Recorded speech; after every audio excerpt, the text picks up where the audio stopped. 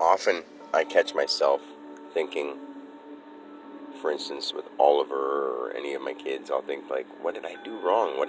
Did I not show them enough attention? Did I not give them enough love? Did I not do something right? But then I start thinking the more and more I think about it, I didn't have the option.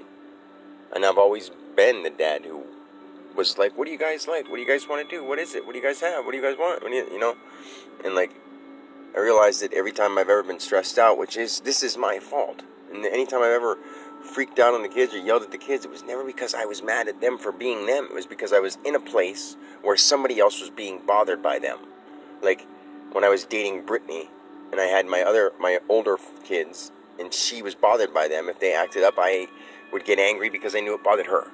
And when we go to my parents' house, like, I'm not angry at my kids. If they acted up, I'd get angry because it would bother my dad or my mom or something, And it's like, I never had the chance to really be myself with my kids. And now that I'm being myself with my kids more than ever, because I never really knew my true self. And even when that was the case, I was always good to my kids. I didn't neglect them. I tried to include them all equally. I tried to do something with all of them at the same time always. And I never had a chance to do one-on-one stuff. And when I tried to talk to any of my kids one-on-one, they didn't know how to talk because their moms wouldn't talk to them like that. So when I would ask them, they wouldn't have anything to say. And I didn't have the day in, day out time to work with them on it. And when I would try to text them or call them and say, hey, well, how can I help you? I want to help you read. I want to help you do this. They didn't want to do it.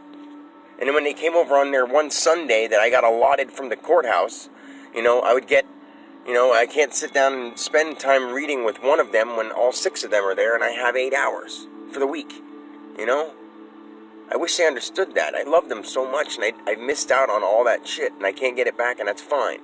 But now I'm missing out on the future because now they can make the choice. And they don't see that. Like the choice was taken away from them so much at one point that they don't even feel like they have a choice. And how am I just supposed to let that go and be spiritual and not even have my kids as part of my life? That's the hardest. I have such a hard time wrapping my head around that one, getting past that hump.